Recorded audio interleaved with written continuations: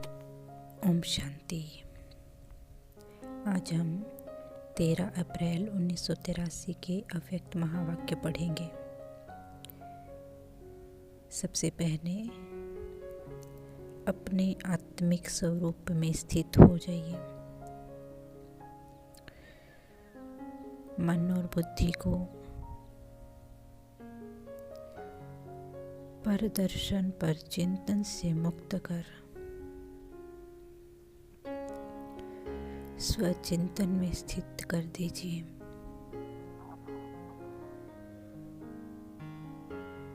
अनुभव करें, मैं आत्मा भ्रिकुटी के बीच में चमकता हुआ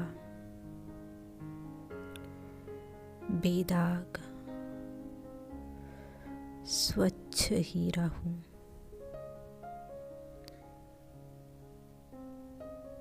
मैं मस्तक मणि हूँ।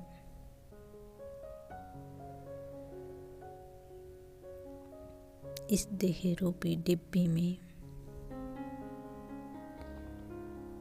मैं अमूल्य हीरा हूँ, चैतन्य हीरा हूँ। अभी आत्मिक स्मृति में स्थित रहते हुए ही आगे के महावाक्य सुनेंगे। आज की मुरली का टाइटल है परचिंतन तथा परदर्शन से हानियाँ।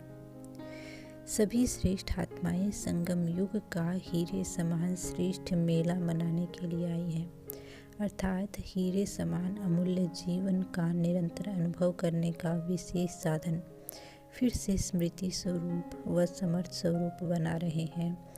उसका बाप से या अपने परिवार से या वरदान भूमि से अनुभव प्राप्त करने के लिए आए हैं। हीरे समान जीवन जन्म से प्राप्त हुआ, लेकिन हीरा सदा चमकता रहे, किसी भी प्रकार की धूल व दाग न आए, उसके लिए फिर पॉलिश कराने आते हैं।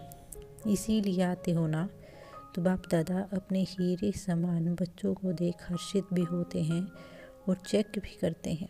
अभी तक किन बच्चों को धूल का असर हो जाता है, वह संग के रंग में आने से कोई को छोटा व बड़ा दाग भी लग जाता है। कौन सा संग दाग लगाता है? उसके मूल 2 कारण हैं। वह मुख्य 2 बातें हैं, एक परदर्शन, दूसरा परचिंतन। परचिंतन में व्यर्थ चिंतन भी आ जाता है। यही 2 बातें संग के रंग में स्वच्छ हीरे को दागे बना देती है। इसी प्रदर्शन पर चिंतन की बातों पर कल्प पहले का यादगार रामायण की कथा बनी हुई है। गीता ज्ञान भूल जाता है।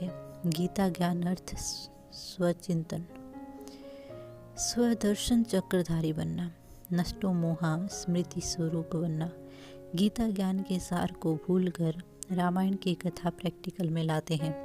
सीता भी वह बनते जो मर्यादा की लकीर से बाहर निकल गए। सीता के 2 रूप दिखलाए हैं, एक सदा साथ रहने वाली और दूसरा शोक वाटिका में रहने वाली। तो संग दोष में आकर शोक वाटिका वाली सीता बन जाते हैं। वह एक है फरियाद का रूप, दूसरा है याद का रूप। जब फरियाद के रूप में आ जाते तो फर्स्ट स्टेज से सेकंड स्टेज में आ जाते। इसीलिए सदा बेदाग सच्चा हीरा, चमकता हुआ हीरा, अमूल्य हीरा बनो। इन 2 बातों से सदा दूर रहो तो धूल और दाग लग नहीं सकता। चाहते नहीं हो लेकिन कर लेते हो। बातें बड़ी नई रमणीक बताते हो। अगर वह बातें सुनावे तो बहुत लंबा चौड़ा शास्त्र बन जाएगा। लेकिन कारण क्या है? अपनी कमजोरी। लेकिन अपनी कमजोरी को सफ़ेदी लगा देते हो और छिपाने के लिए दूसरों के कारणों की कहानियाँ लंबी बना देते हो। इसी से प्रदर्शन पर चिंतन शुरू हो जाता है।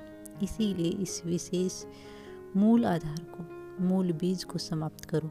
ऐसा विदाई का बधाई समारोह मनाओ। मेले में समारोह मनाते हो ना, इसी समारोह मनाने को ही मिलना अर्थात बाप समान बनना कहा जाता है। अच्छा, महिमा तो अपनी बहुत सुनी है, महिमा में भी कोई कमी नहीं रही, क्योंकि जो बाप की महिमा वह बच्चों की महिमा। बाप दादा का यही विशेष स्नेह है कि हर बच्चा बाप समान संपन्न बन जाए, समय के पहले नंबर 1 हीरा बन जाए।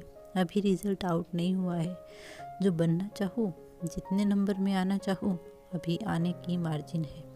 इसीलिए उड़ती कला का पुरुषार्थ करो, बेदाग नंबर 1 चमकता हुआ हीरा बन जाओ। समझा क्या करना है? सिर्फ यह नहीं जाकर सुनाना, मधुबन से होकर आए हैं, बहुत मना के आए हैं, लेकिन बन करके आए हैं। जब संख्या में वृद्धि हो रही है तो पुरुषार्थ की विधि में भी वृद्धि करो।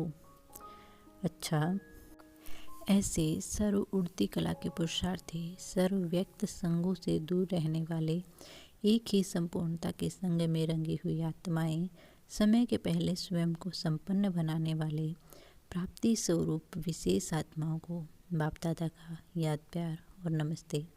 हम भी ऐसे उड़ती कला के पुरुषार्थी, सर्व व्यर्थ संगों से दूर रहने वाले, एक ही संपूर्णता के रंग में रंगी हुई आत्माएं, समय के पहले स्वयं को संपन्न बनाने वाले प्राप्ति स्वरूप विशेष आत्माओं की तरफ से बाप दादा को याद, प्यार और नमस्ते। शुक्रिया बाबा, शुक्रिया। ओम शांति।